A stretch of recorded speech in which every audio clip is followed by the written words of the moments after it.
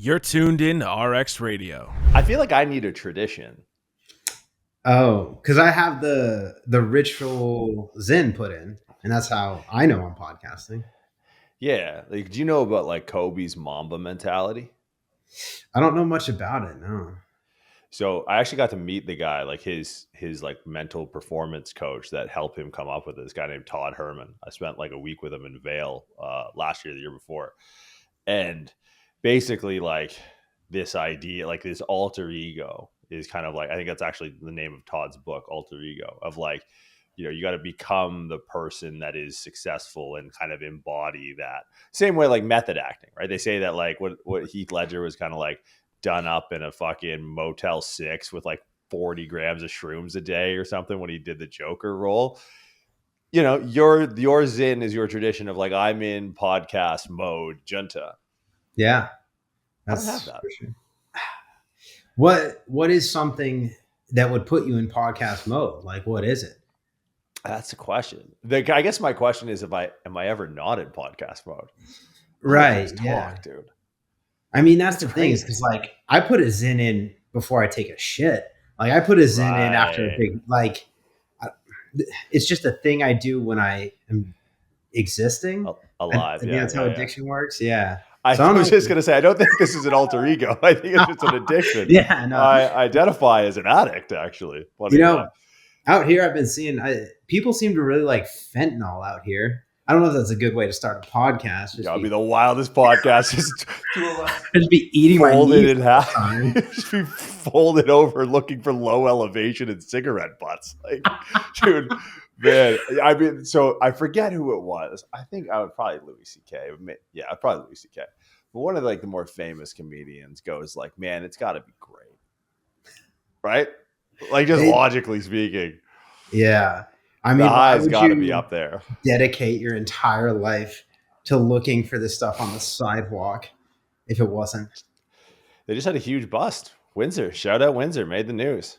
It's like $62 million Fenty bust or something. Hometown heroes. That's crazy. Yeah, because that drug is real, but I don't think that'll be my pre-podcast tradition. Yeah, I don't think that's a no-go. Like, I'd be concerned. Yeah. There's a lot of drugs that you could do, and I'm like, all right, I'm okay with that. I think fentanyl is one that I draw the line there. I got to step in as a friend. I remember going home, visit my parents, and like the peak of what I'll call my powerlifting career, and there's a needle exchange, like a safe injection site. Do they have those in PA? No, not that I know of. There wasn't even trap houses. Yeah. Okay. All right. But I remember going there and like, peak powerlifting means peak PED use. And like, you can go and just get darts for free. And like, the confused face of the guys in line where they're like, yo, what are you doing here? Right. And I'm like, let me tell you, I'm here to spread the good word, my guy. Like you got to get your weight up. You're 140 pounds. You're putting the wrong stuff down the pipe, my friend. Here, let me enlighten you to the world of performance enhancing drugs.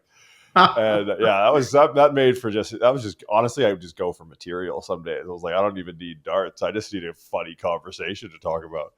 But I'll work on it. I'll workshop some ideas because I'm not a big ritual person.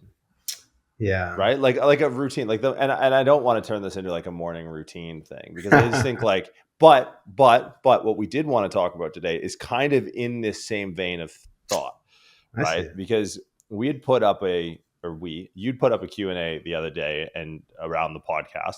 And if you're not subscribed on YouTube, go to YouTube, RX Radio, search it, find it. I think it's actually under my account. I don't know if we switch that over, but go to the Muscle Doc YouTube channel. It's where all the video podcasts are. And the video podcasts, I got to say, they look pretty dope.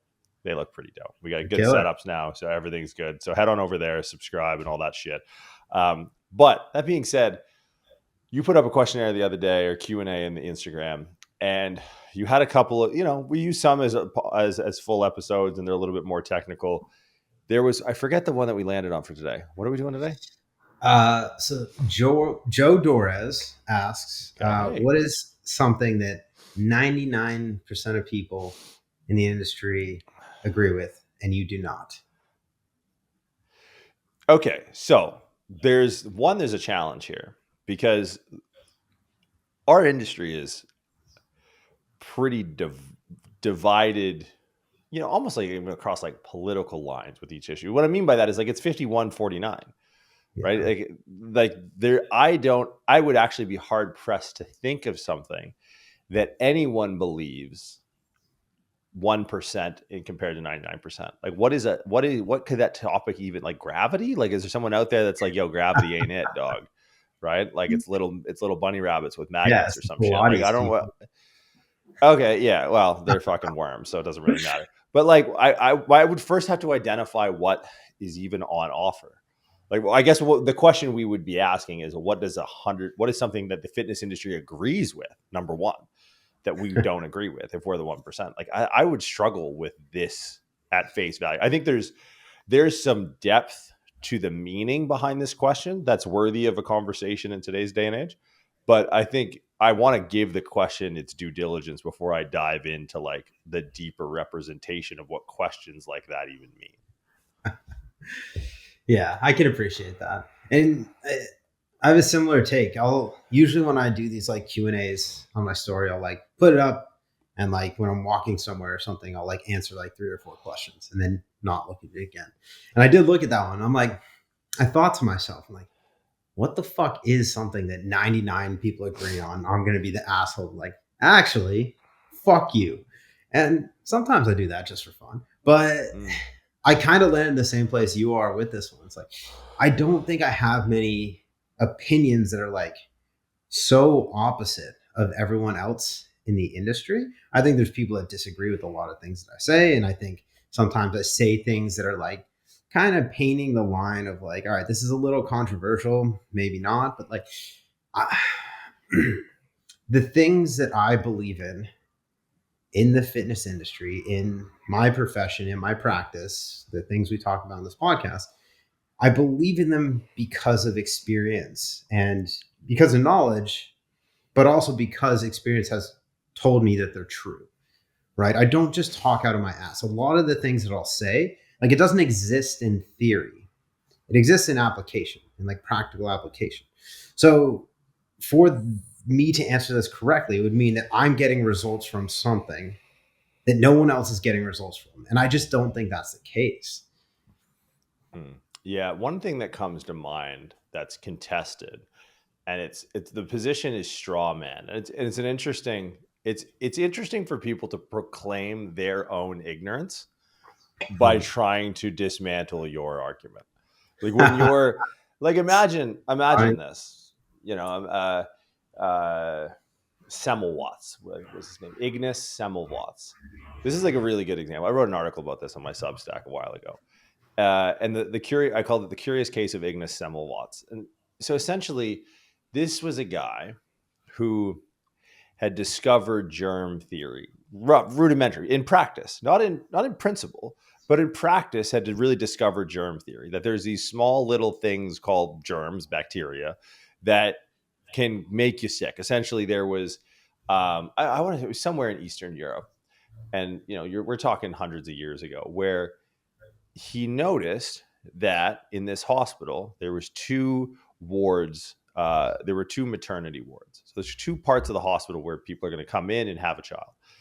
One is run by midwives, and the other is run by physicians. And he noticed that the infant mortality rate of the one run by physicians was like crazy high. And he was like, "Huh, this is weird. Like when they get born over here with the midwives, it's fine. When they get born with the physicians, who are obviously like revered for what they know, it's higher." And what he noticed was a lot of the physicians that were delivering babies in this maternity ward of the hospital were usually coming straight from like the mortuary doing an autopsy. So he kind of put 2 and 2 together, like, hey, wait a minute. And he came up with this crazy idea.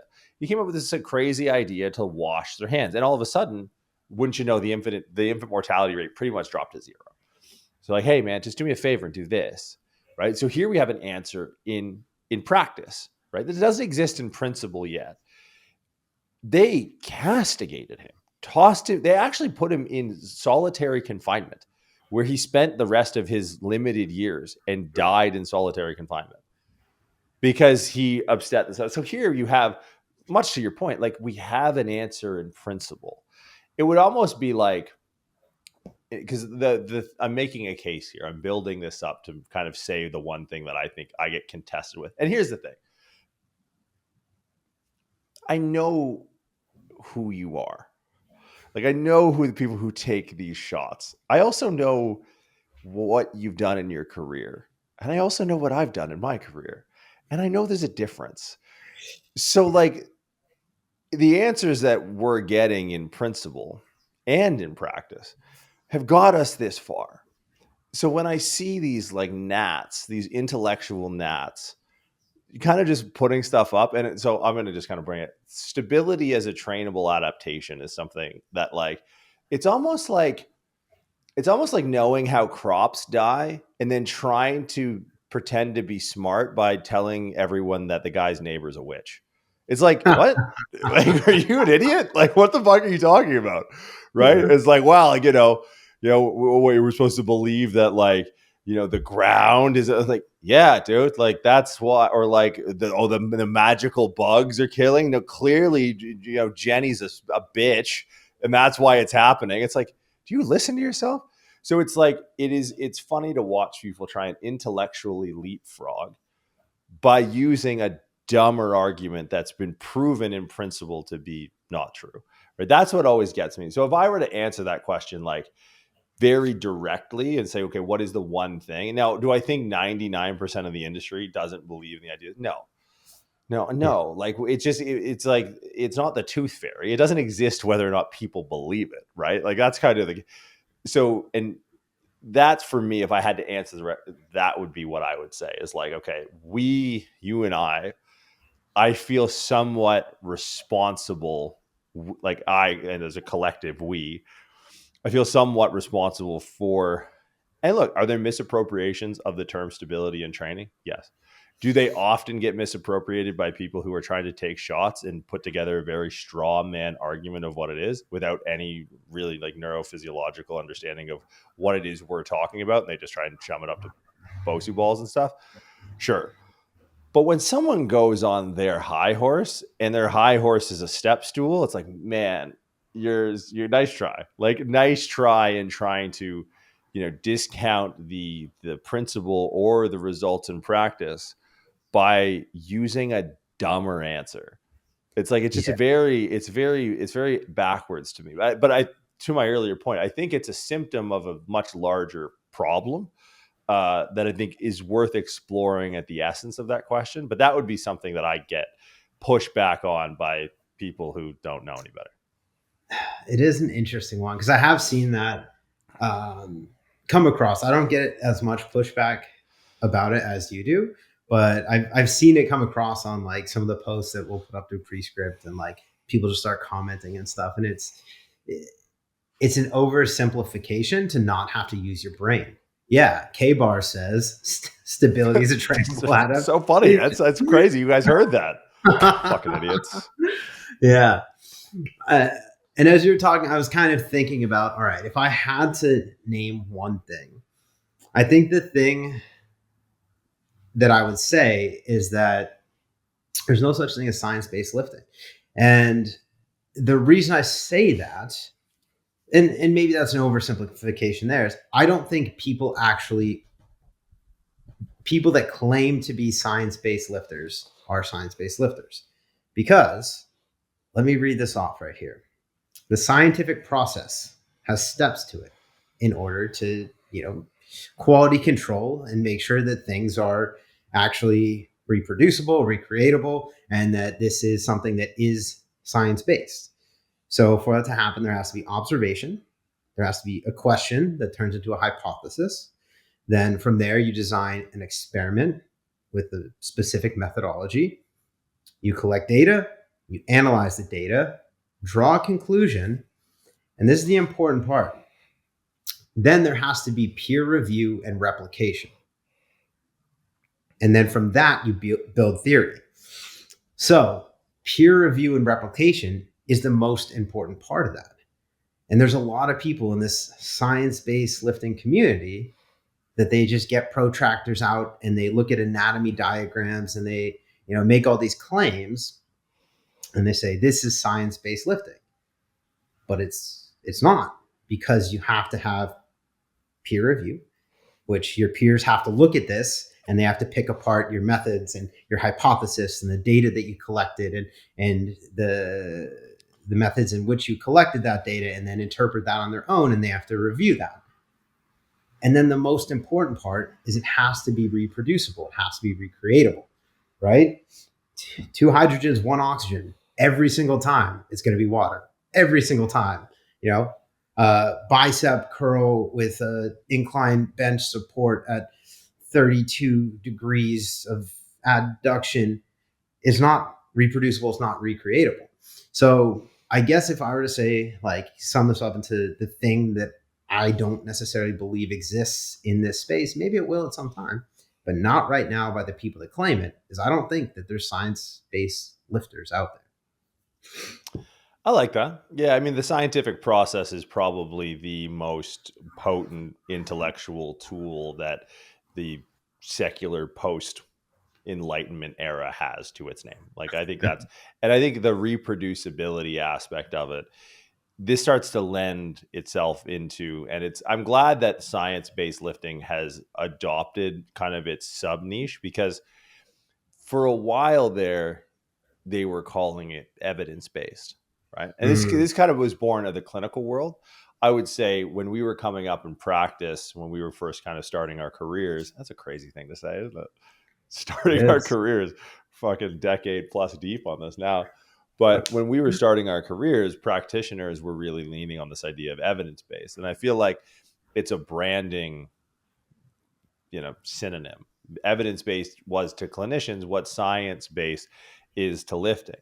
Now, I think I like the science-based better, because at least it contains their evidence to one part of evidence, right? And because evidence is 3 parts. And I think when the science-based lifting community is using it, they're actually trying to proclaim evidence-based, right? But I'm glad that whatever TikTok or YouTube has created the moniker of science-based lifting, because it could very well be science-based, but science-based is not evidence-based, right?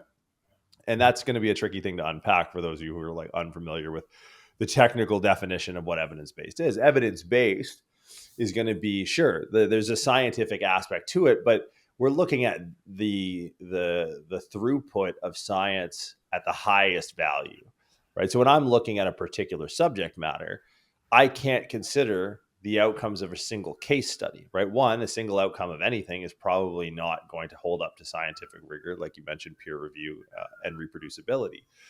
I need to have high value data, usually in the realm of a meta-analysis or randomized clinical control trials or something like that, right? So I need to first aggregate high value data or high value evidence and research, and then I need to come up with a consensus, which this is where.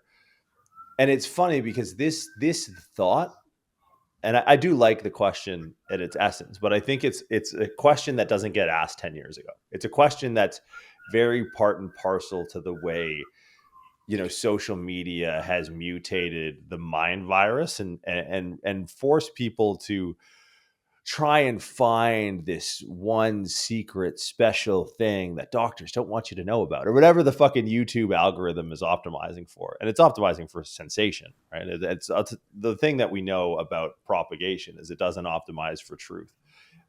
It optimizes for survivability, right? So then that's true of organism of every level. That's true of, social media platforms. Like the algorithm, in my opinion, with, and not to go tinfoil hat, because I think this is actually kind of where this conversation goes, is if you're the 1% guy that's, done up in the fucking doomer wagon with the, 4 feet of cement blocks around you,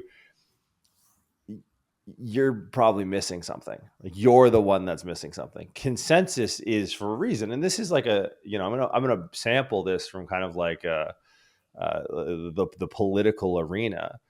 But the answer to bad expertise isn't no expertise. It's more expertise.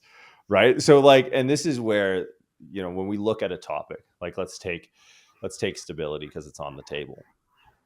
If there is someone, if there is a dissenting voice to this that says no, it's not that.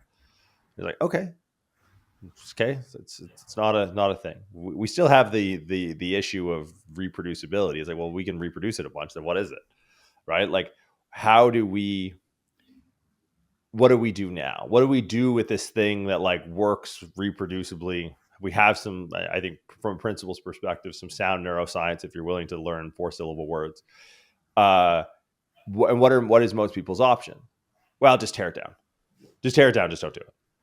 And like that's kind of how the world is with everything, right? Mhm. Like, I'm not going to go political, but like, oh, government's bad, or like, oh, they told me to take this whatever thing, the government, and like, okay, well, now we want this person to run it. It's like, what? But he's not an expert either. Right? So the experts made a mistake. Don't throw the experts away. Get in better experts.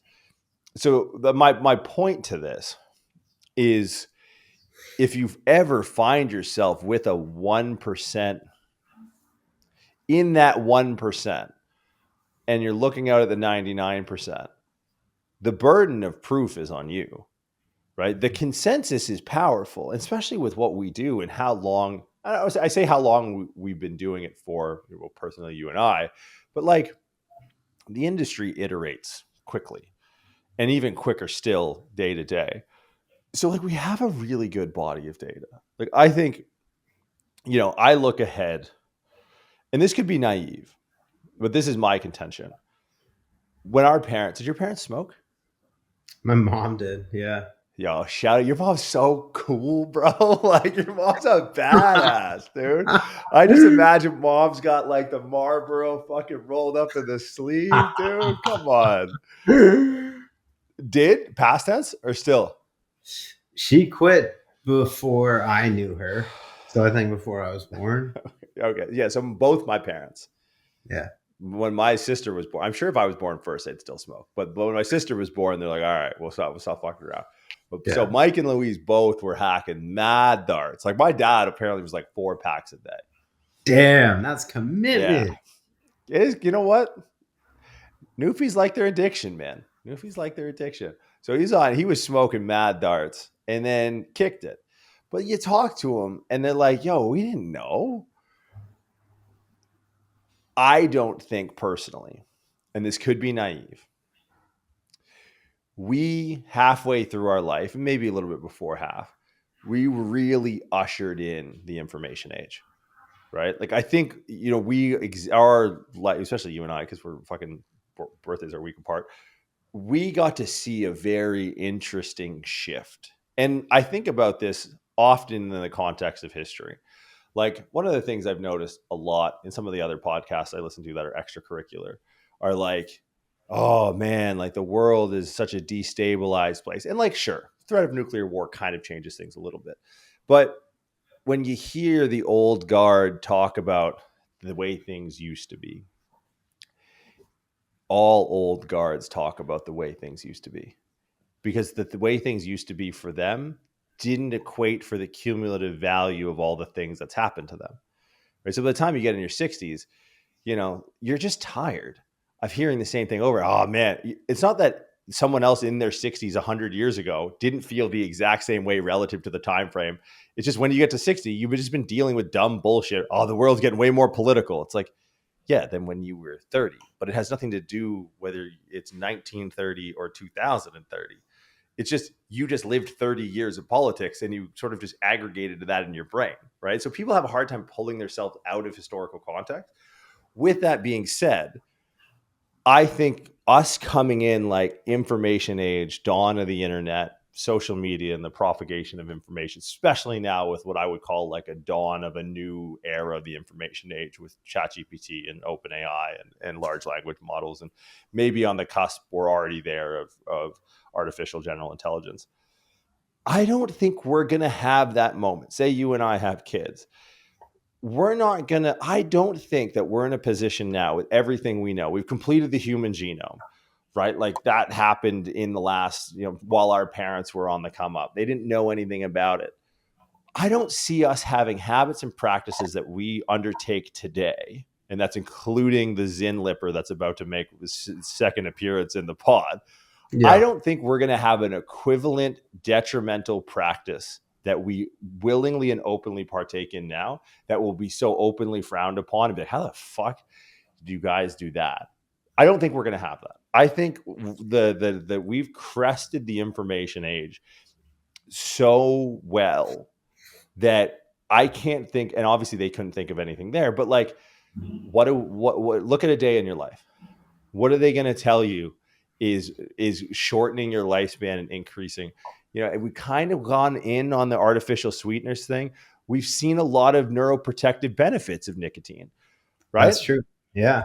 So That's like, I think nicotine in itself, probably a ton of benefits to. The one thing I do have a slight concern of is delivery method. Like I might just be missing a chunk of my jaw at some point in my life. But the thing is, you're not gonna have to worry about it. Right? No, Skin, you don't look worried. You look like you're from Pennsylvania. You look like your mom smoked. Like that's like you don't give a fuck. I've known you it feels like I've known you my whole life. But like, that's a look together or some shit. That's no, not that your mom drinks. Your mom smoked. You look like the byproduct of a woman who didn't give a fuck. I remember once, just as a note. This is like, because I want to talk about, and I've never met your mother in person. I've talked to your father on the phone, but I was thinking about it, dude. I was literally thinking about it the other day when I was driving in South Africa. Oh my God. Remember the time when I picked you up from the airport in Toronto and you like called your mom because your brother texted you? Yeah. Remember that? And like, I just picked you up. I hadn't seen you in a bit. We're in the whip. We're driving. I forget even where I lived at that point. And you get like a message from your brother. Your brother may even called you, and then you're kind of like on a mission. You grab your phone and you pick up the phone, you call, and I can just kind of you hear sort of the passenger seat, driver's seat, and you just kind of hear like hello, like hear your mom's voice, and you're kind of like tiptoeing around something, like hey, like how's it going? Like oh yeah, like everything's just blah blah blah. Hey, so did you see someone get shot today? And she's like, oh yeah, no, I was like picking up groceries and like some dude just got fucking rolled on by 4 guys at a stop sign. Do you remember that? Oh yeah, dude. That's so funny, man. She acted like nothing was going on. She's like, oh hey, how's your day? Yeah, right. Like what a surprise call from my favorite son. And you're like, do you have PTSD? Like, oh, what? That? No, I mean, Brussels sprouts were 2 for 1 at the grocery store, or like whatever the fuck. I'm like, that's, some people wear the Bucky shirt on the podcast and aren't about that life, but like Mama J, wolf mother at heart. So that's what I mean when I say you look like your mom's, because your mom didn't give a fuck. Like you were like, oh my God, like this could be this traumatic moment. My poor mother was a car behind a car that got turned into Swiss cheese. And she just like, oh yeah, that thing happened. And I'm like, oh my God, what a gangster, bro. So gangster. That's so funny. Oh my God. That's so northeastern Pennsylvania. Yeah. To the death, man. But so I guess like my point, if there is a point, is I don't even know what my point is anymore. That story's amazing. My favorite story of all time. Yeah, I don't know where you're going with that. I think I just had to defend myself because I didn't want that to turn into a fetal alcohol syndrome joke. I just wanted to. You know what it is? I'm defending your mother's honor because I have nothing but respect and love for your parents. That's the best story ever. It's the best mom story of all time. Like, did he give water off a deck's back? Like, oh yeah, fuck. I guess he did get turned to Swiss cheese at the stop sign. Oh, amazing. fuck. Oh, amazing. Okay, back on track. If the 1% consensus, right? So. I think it requires a ton of introspection in this day and age. So I think that how we got here was in 50 years from now, we're not going to look back and look at practices that we do. Because like, sure, the delivery method, whatever may come of, isolating that in your gums, maybe. But we're kind of aware of that. You're kind of aware of that in a way where your parents are like, it'd be a lot cooler if you did. All right. Like it just wasn't even on the rate. No one thought 4 out of 5 doctors, and I'm not making this up. There was a point in human history where 4 out of 5 doctors prescribed or recommended Camel cigarettes. Now, we could look at like the Ozempic thing, the retatrutide, these peptides, and potentially, but there's already conversation.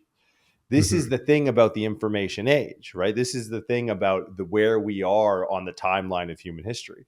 All of the things that we could look at, because like, I'll give you a brief recap of my day for those of you who are wondering. I was up at around 4:30. I got up, I had water, I had ATP plus or amino acids plus ATP spoken product. I had 200 milligrams of caffeine, and then I trained. I think we're pretty good on all that.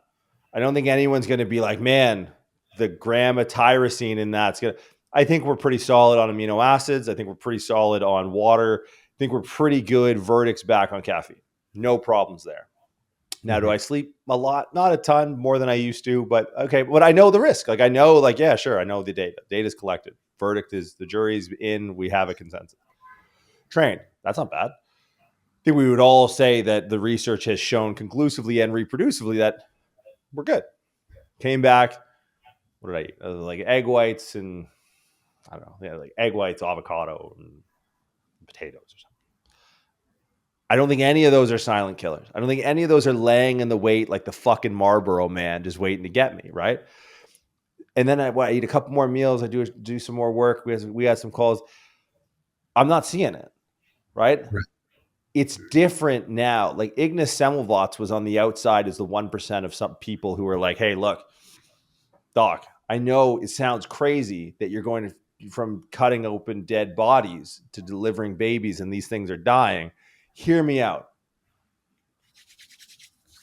Wash your hands. Like, yo, let's fucking get this 1% asshole out of here. It's like no electricity, no fucking, no internet, no cell phone. Like, sure.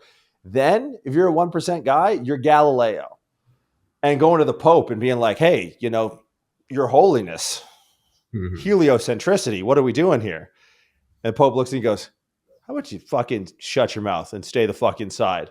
Right? Like you go on. You keep that shit to yourself. It's like people used to think that the universe sort of revolves around the earth. And then Galileo, as the 1% goes, I think it's the sun actually, that we're going around this and we're not that special. It's like, what the fuck? You shut the fuck up, dude. Jesus is going to be pissed. And it's like, okay, right. That's then no Wi-Fi, no internet, no anything. So the 1% then and this is what people do all the time.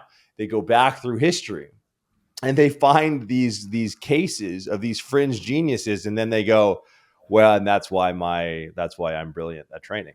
It's like, oh yeah, no, for sure. I can see the commercial now. Galileo, Ignas Semmelweis, and your dumbass with an Instagram account. Shut the fuck up, dude. Like, be like, not to say the consensus is always right, but I think the consensus is headed in the right direction. And I think that's kind of a warning, not necessarily a warning shot, but something to take in, something to consider, something to like straw or steel man your opposing view and be like, a lot of people think this. I don't want to be, when the tide's out, I don't want to be the one that's swimming naked, right? Like there has to be some introspection here because we are in the information age, because the validation process or invalidation process, those cycles are quick, man, quick. So that's kind of like my bigger thought process around this question is like, yo, take a look in the mirror, dog. Yeah. I think there's people that definitely need to. And you bring up a really interesting point about like our generation in particular, because the Gen Z or the alphas or whatever are coming up now, they're going to grow up in a very different landscape than what we did. Because I think the reason that we're here and we're on the internet and we're talking is because, and people are listening, that's the important part. People are listening is because we kind of came up in the age of like bro lore, like bro science, like do this because the big guy at the gym said so. Right. And we got into this phase of like the internet where there's just all this information out there, but it was bad information. A lot of it was. And what you and I did when we started this podcast is we took the ideas that we thought were bad information and we dismantled them, right? And that's what we continue to do, is we try and put out better information, right? And that's every single time I turn on this computer and hopefully the microphone and camera. But that's what I try and do, is I try and put forth like, this is what I'm thinking about the current landscape of whatever topic that we're talking about. And that has evolved and has changed over time. But I think the one true thread that's run through the entire time is like, I'm trying to spread better information. Now, that's something that as the internet became more apparent and we got iPhones and there's Instagram and TikTok and YouTube and all these apps that spread information, a lot of it was about people that were just on these apps that were drawing attention, right? And I think the shift, kind of like I said, like the science-based lifters earlier, I think the shift now is going to be, it's not necessarily the information age, but with AI, it's better information, right? And I think AI it's subject to the user input, right? So I think a smarter person can get better information out of AI than a dumber person, or someone with some sort of area expertise can use AI in a way that amplifies that area expertise. But someone that doesn't, they can't cross that barrier. They can't become an expert if they don't already have background knowledge in how to do this. So I think that the change or the shift that we're going to see with people now is that I don't think people are going to accept information at face value anymore, because ChatGPT, it's come a long way in a short period of time, right? And that's the thing about this, is it's going to grow exponentially. It's going to get exponentially better, faster. Like, it's going to get better from today to tomorrow than it did from yesterday to today. So I think the next shift that we're going to see is that the information that is readily available is going to be of higher quality than it was maybe 15 years ago, when people just had more widespread access to information.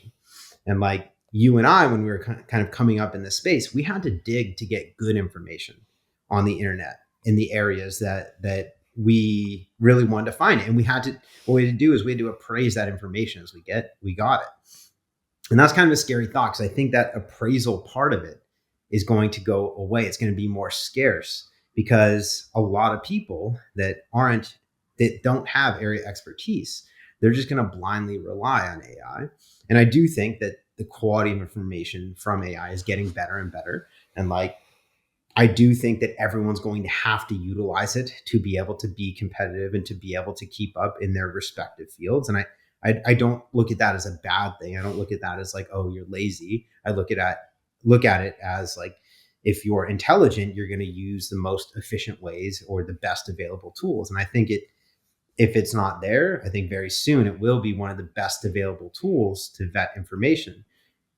But the scary side of that is that, all right, maybe there's better information readily available, but the ability to appraise that information is going to get more and more scarce.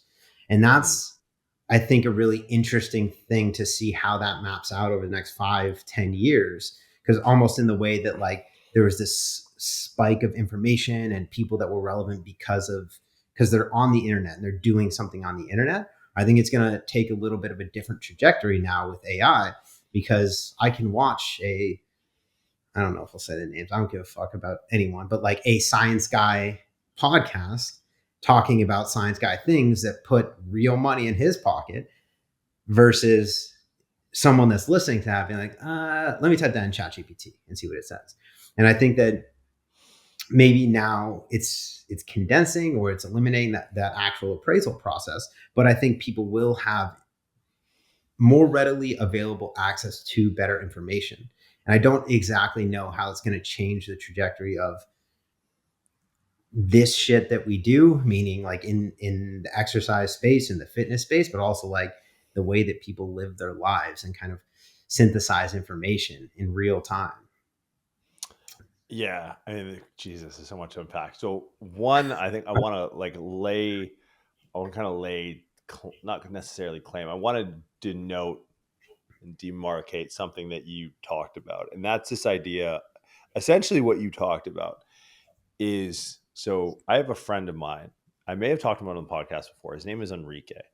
Enrique is a PhD economist from Stanford University, and he's going to hate that I'm talking about him. And I will literally send anyone who DMs me, I have it on my computer, his paper that got published. I forget what journal, one of the big 4 economic journals in the world. And now, mind you, Enrique posted or published 2 papers in 2 of these journals before he even graduated. Like, we're talking like a once in a generation type brain.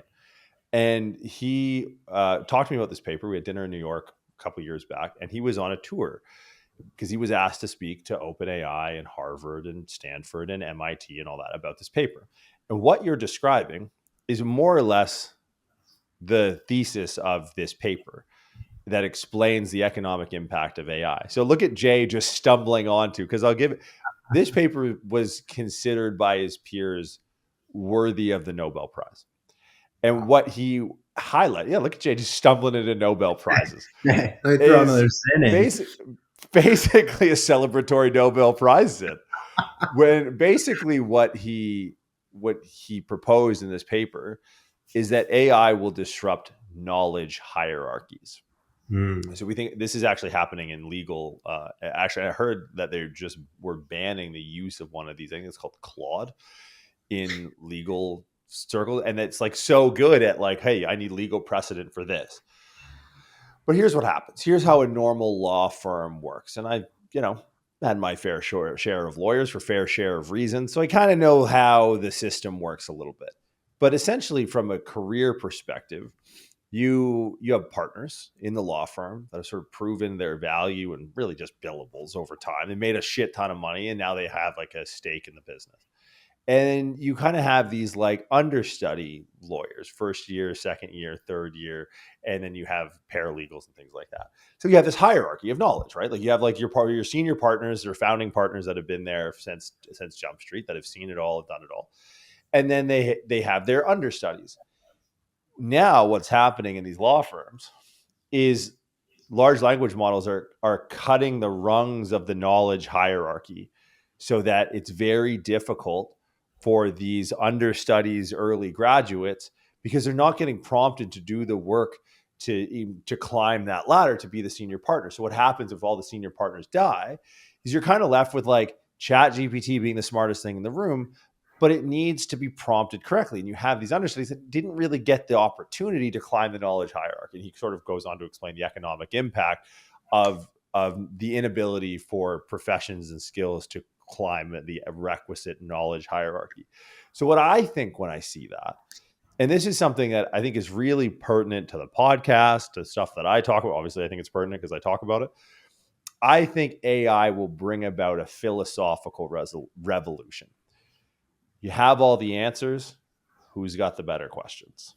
That's what philosophy is, right? Science is the study and the pursuit of answers, where philosophy is really about kind of just sitting around with a Zen in, looking up at the sky and going like, all right, like I'm going to ask some interesting questions. Like think about Galileo, right? Mad chilling. Wonder if that Jesus fella, wonder if he knew about this thing, right? Like what do? They just ask questions, right? Like Plato, Socrates, all these guys, they were all philosophers, but philosophy is really the incubator for scientific exploration. Medicine, engineering, mathematics, all of this started from a philosophical seed. And then when they got enough legs, it differentiated out of philosophy. But it all starts with questions, right? Like ChatGPT, like for example, not many people know about the back end of our business. And I kind of like that. But like we have a dude in the back end of our business that is like incalculably smart. Yes. Right. Like you could try, but if the wind blew a different way, his IQ would fluctuate on paper by like 10 or 15 points. Right. And he'd still be in like the high hundreds.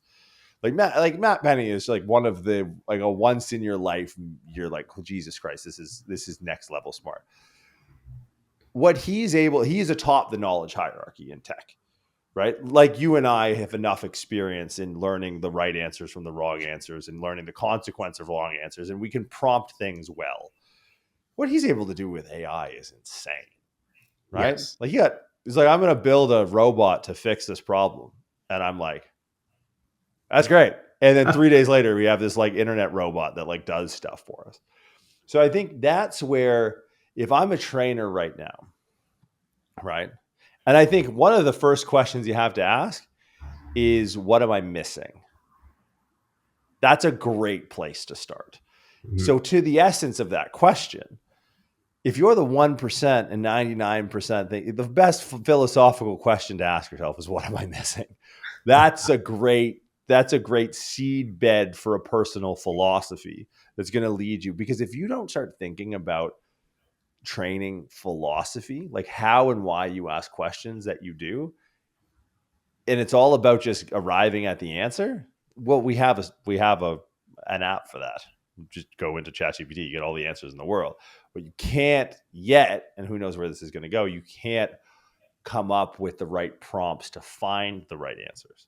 And that's where the advantage lies. And that's where real world experience and critical thinking skills, I think, is you're going to have a hard time offsetting that. You're going to have a hard time digitizing that process. I think that is something that, if we think about the intangible to the human organism, that, you know, that whatever that 1.3% or 1.7% difference between us and chimps is, it's that. Like, chimps aren't sitting around looking at them, and maybe they are, but then they just start throwing shit at each other or whatever. Like, wonder if the Pope knows. Like, the sun seems, they're not doing that, right? The curiosity seems to be, at least their ability to meaningfully act on it and produce from that, seems to be a remotely or predominantly a human trait.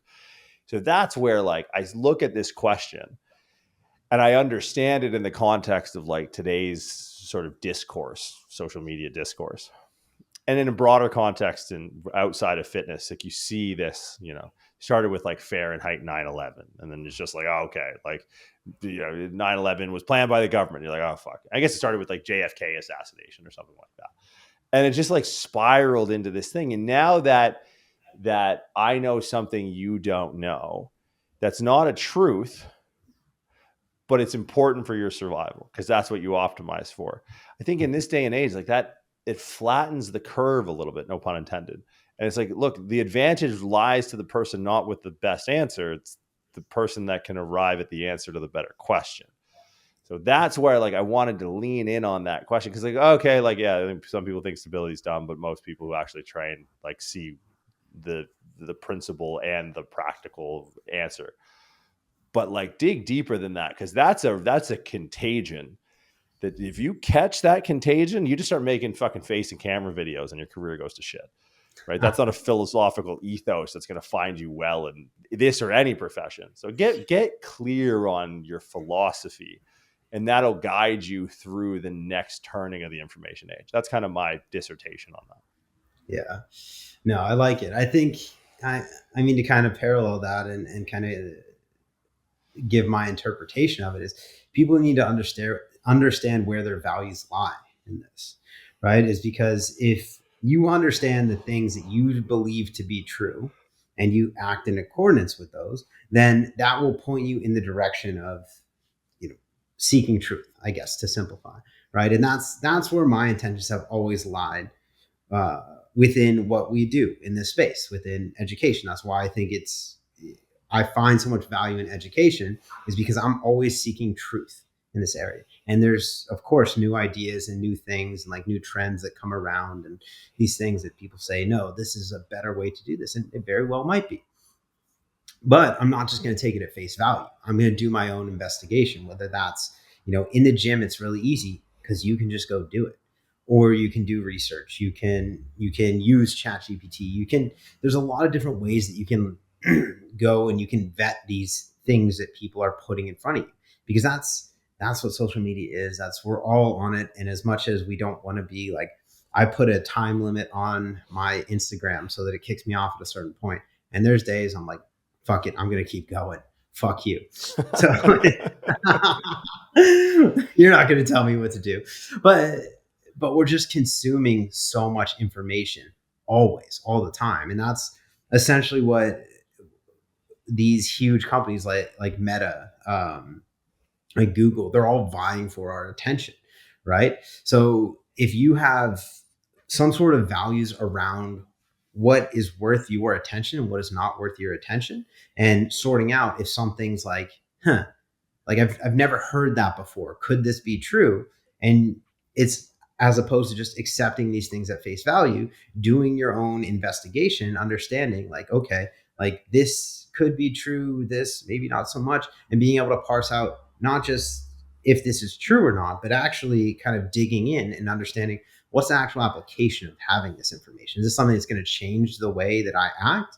If no, then yeah, maybe this isn't something that matters. If this is something that's going to change the way that I make a certain decision or the actions that I take, then yeah, this is valuable information to have. And I think that's kind of the core of this, is that like when I'm like ragging on science-based lifting or like whatever new ideas, if there's any of those someone has, my idea around it is like, okay, first off, how much truth is in this? Because things aren't inherently true or false. Sometimes they are, but the things that you're actually going to think about, and you're like, if it makes you think to that point, then I'm sure there's partial truth in there somewhere, right? Even if it's not at face value. So being able to investigate and actually understanding how that's going to change the way that you act, I think that's the important part. And I think a lot of the things, like you said, like there's going to be a consensus on a lot of things, and that's for a specific reason. I don't think there's very many things that are out there at this point that most people believe to be true that are going to be proven untrue by that 1%, because there's so much information out there, and the information is getting better by the second. So I think it just comes to having values around your vetting process, around what you're going to buy into, and then understanding how that fits into your decision-making process and if it's worth changing action over. And I think that's my hot take on it. Yeah. And you bring up something. So the initial filter for your attention, because here's what people don't really understand. I remember years ago seeing this. I don't know. I guess it was a meme. It was a picture with fucking words on it. And it said something to the effect of, the biggest publishing house in the world doesn't own any books. The biggest transportation company doesn't own any cars. The biggest hotel chain doesn't own any hotels, right? So obviously they're talking about Meta or Facebook at the time. They were talking about Uber, right? Or Lyft or whatever. And they were talking about Airbnb. Mm-hmm. And kind of introduced this idea, whether or not that was true at the time. It seems like it would be true. I've been acting like it's true. But it's this idea of the shared economy. And the thing about the shared economy is that warfare, and I'm not talking like kinetic warfare, digital warfare is interesting because your attention is both the landscape and the weapon. Mm. That's what's really interesting. So I love that you put the filter of like, essentially what you said off the rip was like, is this worth my time? Yeah. Is the yes or no of this inquiry going to be meaningful, as so far as meaning is the thing that's going to actually change my course of action? I'm still just going to go train to failure tomorrow. Sorry. I'm not. So it's so funny. Tristan Lee and his brother Braden, I saw them in Tampa a few weeks ago. And these are big time, no fuck off joke YouTube guys, right? But they're so down to earth. They're so humble. But like, and they talk to me like I'm an equal. I'm like, dude, you have like millions of, you've been an influencer. You're one of the first fitness influencers. You're influencer, like you were an influencer when you were 12, right? Like you're still growing as a person. Like, what are you talking about? Like, and he'll talk to me about these guys on YouTube. I'm like, I don't know who that is. I don't know who that is. I don't know who that is. I don't know who that is. And I'm like, dude, you're the only guy I know. Like, you're the only YouTube fitness guy that I'm aware of. And when he's talking, and he's just like, it's work for him. So like, this is meaningful because it changes the way, what video do I make, or what did he say, or collaborations, blah, blah. But for me, it's like, I'm like, dude, I've fucking lifted more weight than most people on the planet ever would. They're probably, I don't know what percentage that puts me at. I'm bigger and stronger than I ever thought I could be. And that's great. And I'm still okay with that. I played sports. I'm good. I mean, now if someone, I've had complicated patients and all this, and I'll go through the record, that's worth my time. But I think in this landscape of social media, when you understand that, look, survivability is not optimized, or your attention is not optimized for truth. It's optimized for survivability, and if survivability gets more follows and likes, then sensationalism becomes the name of the game. It's like, if attention is the weapon in the landscape of the shared economy, why are you enlisting for this warfare every single day? Opt out, man. This ain't fucking Vietnam, dude. Like, you don't gotta go. Like, I'm gonna dodge that draft, man. My name is Muhammad Ali. Cassius, get the fuck over there. No, dude. Like, my attention is the weapon and the landscape. I'm out. I'm not paying attention to it. Right. And this is where, when like this 1% thing is coming, the consensus is 99-1. It's like, what's the consensus saying? Okay, I got a 3:00 meeting, so I'm gonna go 99%. Put my vote down for 99%. I'm gonna go over here because I don't give a fuck about anything that's going on. Let's just go with the consensus and keep moving, right? But people, man, you watch people get pinned. I've seen this mind virus ruin people's lives, not realizing that their attention is the landscape and the weapon. Like, I mean, obviously I'm dancing around the whole COVID thing and watching people just go head first into like, oh, what's that? Oh, all my attention that I should be giving to my family, my business, my gym. Oh, but I'm just going to like, oh, and if I just click this next related link, I'm going to, oh, well, I'm sure my family will figure it out. My business will be fine. Like, I've watched people torpedo their lives with their own attention. And it's like, that's all you have, man. So like when we see these like deliberately contrarian takes or these deliberately hot takes that stand in the 1% of the 99% of the consensus, I think you know it's such a zoomed out view to go, who gives a fuck? And just like walk, like go like do whatever, make lunch or whatever the fuck, you know, like because it is. And look, I'm gonna try and like maybe wrap this up in a meaningful way. Like that mind virus is pervasive. It's so because when you understand what the system is optimized for, and it's not truth, it's survivability, because that's what the word really, not necessarily that's what the word optimal means, but that's how evolution works, right? Evolution isn't optimized for truth. It's optimized for survivability. But yeah, you're going to find yourself in a bad spot pretty quick if you don't have that, like, I don't give a shit filter.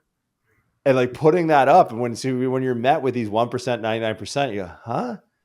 There's a 1% left? Oh, they're probably either idiots or too much time on their hands. I'm going to go over to something else. So that's where I want to leave this, because I see people get pulled in. Like, oh, we lost another good one, right? You see some shit posting fucking contrarian. Like, I like that guy. I'm not even, you know what? I'm not even muting anymore. Your boy's coming in with just axe and motherfuckers. Unfollow, you're out. I don't even give a fuck if you see that anymore. Like, go ahead, check my followers. I'm not following you, dumbass.